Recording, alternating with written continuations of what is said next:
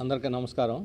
నిన్న రంపచోడవరంలో అల్లూరు సీతారామరాజు జిల్లా రంపచోడవరంలో ఒక వర్క్షాప్ పెట్టింది గవర్నమెంట్. ఐటీడీ ఆధ్వర్యంలో ఒక వర్క్షాప్ పెట్టారు. ఆ వర్క్షాపులోకి మీడియాని అనుమతించలేదు. మీడియాని అనుమతించకుండా అక్కడ టూరిజం డెవలప్మెంట్ పేరుతోటి ఖనిజ సంపదని కొల్లగొట్టడానికి ఒక పెద్ద ప్రణాళిక రూపొందించి దానికి అనుగుణంగా ప్రజాప్రతినిధుల్ని, అధికారుల్ని, వాళ్ళందరినీ కూడా మెస్మరైజ్ చేసి వాళ్ళకి కనికట్టులాగా ఇక్కడికి వస్తే ఏదో బ్రహ్మాండంగా అభివృద్ధి జరుగుద్ది అనే ఒక మంత్రం వేసి మొత్తం ఏజెన్సీ మీద ఆధిపత్యం, కార్పొరేట్ ఆధిపత్యం కోసం ప్రణాళిక రూపొందించినట్టుగా అర్థమవుతున్నది.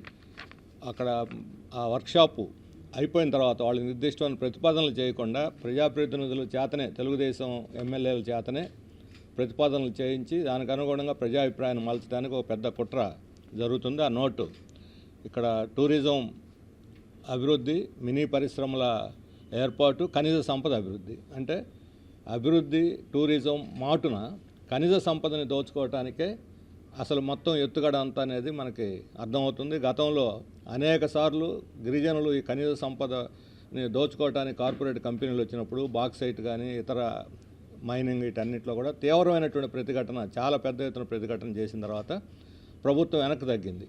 ఇదే చంద్రబాబు నాయుడు ప్రభుత్వం గతంలో దీన్ని ఉపసంహరించుకున్నది. మొన్న ఎన్నికల్లో ఇక్కడ ట్రైబల్ హక్కులకు ఏమాత్రం భంగం కలగకుండా ట్రైబల్ చట్టాలన్నిటినీ పగడ్బందీగా అమలు జరుపుతామని చెప్పిన వాగ్దానం చేసి ఇప్పుడు పూర్తిగా దానికి భిన్నంగా వ్యవహరిస్తున్నది.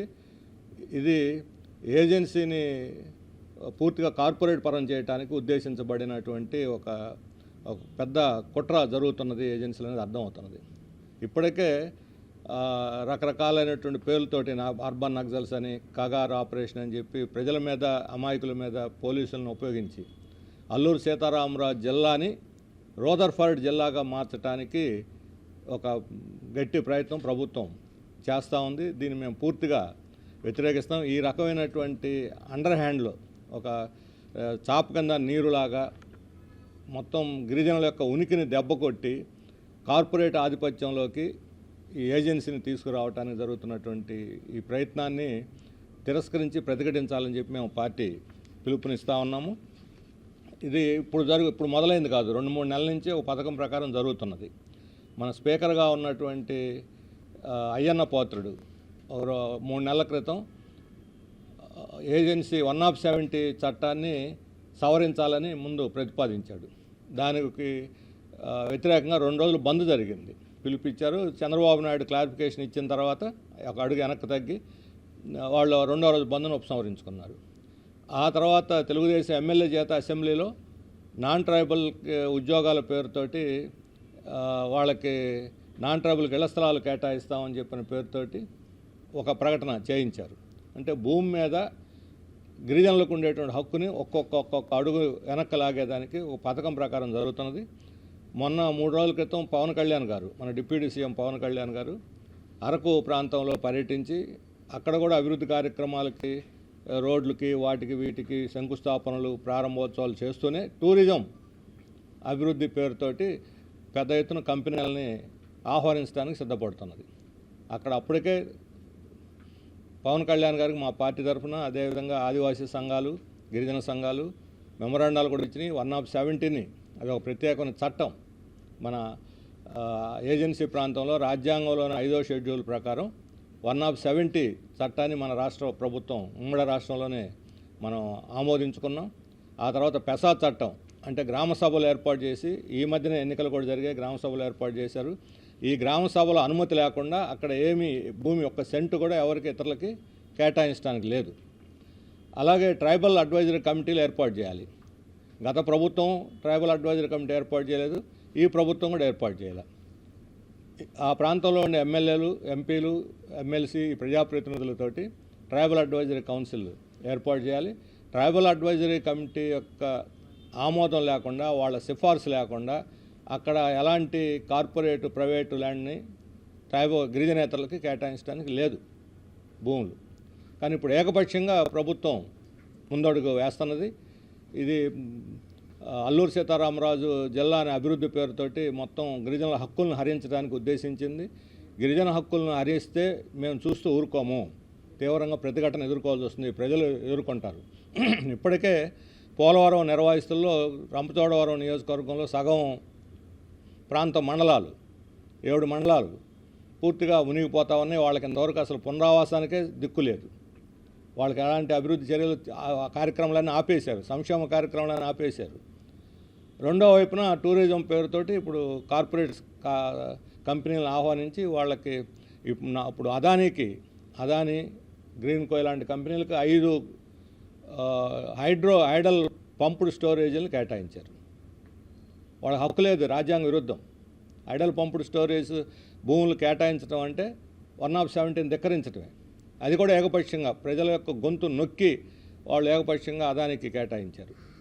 అంటే ట్రైబల్కి కేటాయించాల భూముల్ని పెద్ద పెద్ద కార్పొరేట్ కంపెనీలకి, చిన్న రైతులకు కూడా కాదు, గిరిజనేతర రైతులకు కూడా కాదు, పెద్ద పెద్ద కార్పొరేట్ కంపెనీలు తిమింగలాలకు తీసుకొచ్చి అక్కడ వదిలేటువంటి ప్రయత్నం జరుగుతూ ఉన్నది. ఏజెన్సీ ప్రాంతంలో అభివృద్ధి జరగాలనంటే సహకార సంఘాల ద్వారా, జీసీసీ, ఐటీడీఏల ద్వారా గిరిజనులకే ప్రభుత్వం పెట్టుబడులు పెట్టి బ్యాంకు రుణాలు ఇప్పించి వాళ్ళ ద్వారా అభివృద్ధి చేయాలి. ఇప్పటికే టూరిజం పేరుతో పెద్ద పెద్ద హోటల్స్ చాలా భాగం గిరిజనేతరులు వచ్చి భూములు లీజుకు తీసుకొని చట్టవిరుద్ధంగా వాళ్ళే అనుభవిస్తున్నారు. టూరిస్టు ప్రాంతాల్లో ఉన్నటువంటి పెద్ద పెద్ద హోటల్స్ అన్నీ గిరిజనేతరులే. ఇవన్నీ చట్టవిరుద్ధంగా వచ్చినాయి.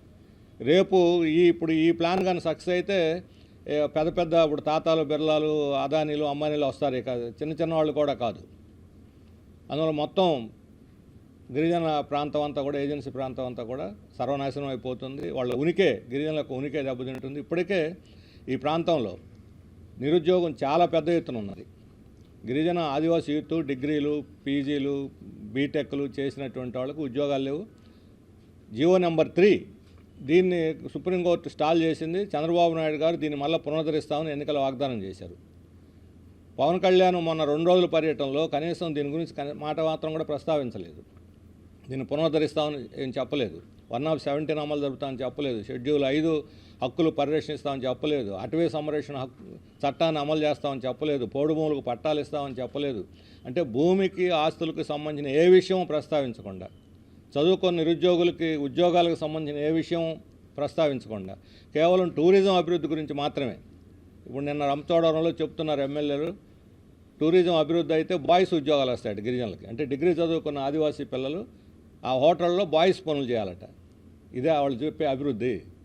అంటే భూములు, పెట్టుబడి అంతా కార్పొరేట్ కంపెనీలకి, గిరిజనేతలకు ఇచ్చి గిరిజన యూత్ని, చదువుకున్న యూత్కి బాయ్స్, అటెండర్లు, తోటమాలి పనులు ఇచ్చి ఉద్ధరిస్తారు. వీళ్ళు వాళ్ళ భూమి మీద వాళ్ళ హక్కులు లాగేసుకొని వాళ్ళనే జీతగాళ్ళుగా మార్చేటువంటి ఈ కుట్ర బుద్ధిని, ఈ ప్రయత్నాన్ని తిప్పికొట్టాలి. దీన్ని ఇప్పటికైనా సరే ప్రభుత్వం లోపాయికారి వ్యవహారాలు మానుకొని ఈ ఏజెన్సీ ప్రాంత రాజ్యాంగ హక్కులను కాపాడాలి. లేకపోతే తీవ్రమైన ప్రతిఘటన ఎదుర్కోవాల్సి వస్తుందని చెప్పి మేము హెచ్చరిస్తున్నాము. ట్రైబల్ అడ్వైజరీ కమిటీని సమావేశపరిచి వాళ్ళు దీని మీద ఏం చెబుతారో ముందు వినాలి. పెసా చట్టాన్ని ఆధారం చేసుకుని గ్రామ సభలు జరిపి ప్రజల అభిప్రాయాలు తీసుకోవాలి. ఇట్లా కాకుండా ఏకపక్షంగా చాపకింద నీరులాగా కుట్రబుద్ధితోటి ఈ కార్పొరేట్ కంపెనీలను ఇందులో తరలించేటువంటి, మైనింగ్ను కొల్లగొట్టుకుపోయేటువంటి ఈ విధానాలని మేము ప్రజలు తిరస్కరించాలి. లేకపోతే ప్రతిఘటన ఎదుర్కోవాల్సి వస్తుందని చెప్పి మేము హెచ్చరిక చేస్తున్నాము. అలాగే ఇప్పుడు రెండో విషయం, మనకి 2-3 రోజుల నుంచి అమెరికా టారిఫ్ల మీద చర్చ జరుగుతూ ఉంది.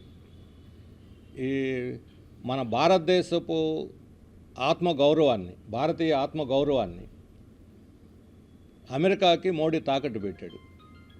పేరుకేమో రోజు దేశభక్తి గురించి, భరతమాత గురించి మాట్లాడతారు. భరతమాత ఆత్మని తీసుకుపోయి అమెరికాకి తాకట్టు పెట్టారు. ప్రపంచం ఇప్పుడు నిన్న ట్రంప్ మాట్లాడినటువంటి మాటలు వింటే ఎవరికైనా సరే ఆగ్రహ వేషాలు వస్తాయి. బూతులు తమ దేశంతో సాగిలపడి ప్లీజ్ ప్లీజ్ ప్లీజ్ సార్ అని చెప్పి మా కాళ్ళ దగ్గరకు వచ్చి చెబుతున్నారని బూతులు, మనం ఇక్కడ మాట్లాడుకోవటానికి వీలు లేనటువంటి బూతులు ఉపయోగిస్తే ఒక దేశాల గురించి, ఇండియాతో సహా వాళ్ళతో ఒప్పందం బేరసారాలు ఆడే దేశాలన్నిటితోటి బూతులు తిడితే కనీసం ఆత్మగౌరవ గల దేశం స్పందించదా? ఇది భరతమాతని తాకట్టు పెట్టడం కాదని అడుగుతున్నాను. మోడీ బూతులు తిడితే వీళ్ళు సహించుకోండి, మేము నెగోషియేట్ చేస్తున్నాం, చర్చలు చేస్తున్నాం, మనకే ఎక్కువ లాభమని జయశంకర్ సిగ్గు లేకుండా ప్రకటిస్తున్నాడు. ఏమి 90 రోజులు రిలీఫ్ ఇస్తే అది మనకి రిలీఫా, అది ఉపశమనమా?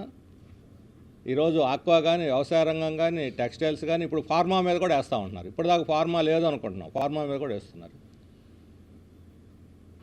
మరి ఈ టారిఫ్లను ఎదుర్కోవటానికి ప్రభుత్వం ఎందుకని సిద్ధపడటం లేదు?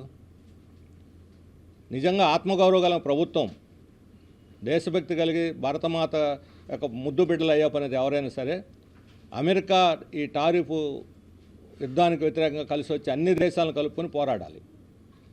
మోడీ ప్రభుత్వం అందుకు సిద్ధంగా లేదు, లొంగుబాటు ప్రదర్శిస్తుంది. మన వ్యవసాయ రైతుల యొక్క ప్రయోజనాల్ని, మన పరిశ్రమల యొక్క ఉనికిని తాకట్టు పెట్టి దెబ్బతీయడానికి ప్రయత్నిస్తున్నది.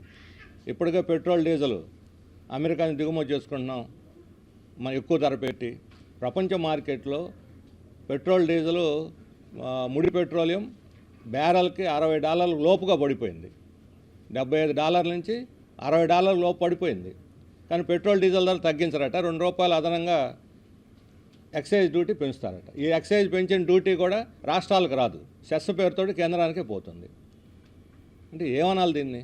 ప్రజల మీద భారం 38,000 కోట్ల రూపాయలని ఈ సెస్ వేసి అదనంగా ప్రభుత్వం పన్ను రాబట్టుకుంటుంది. ఇది శవాల మీద పేలాలు ఏరుకోవటం అంటారు. అంతర్జాతీయంగా రేటు తగ్గితే తగ్గిన రేట్లను వినియోగదారులకు పాస్ ఆన్ చేయాల్సింది పోయి ప్రభుత్వం పన్ను పెంచి ఖజానాలు వేసుకోవటం, దీన్ని ఏమనాలి? ఇది ఏ రకమైనటువంటి దేశభక్తి, ప్రజల మీద ప్రేమ ఇది?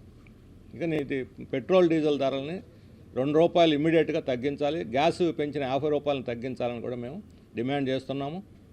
అలాగే ఇది రేపు 13వ తేదీ విజయవాడలో సమైక్యతా శంఖారావం పేరుతోటి సొసైటీ ఫర్ కమ్యూనల్ హార్మనీ అనే సంస్థ మత సామరస్య సదస్సుని జరుపుతున్నది. ఈ సమైక్యతా శంఖారావానికి సిపిఎం పార్టీ పూర్తి మద్దతుని ఇస్తున్నాము. దీన్ని జయప్రదం చేయాలి.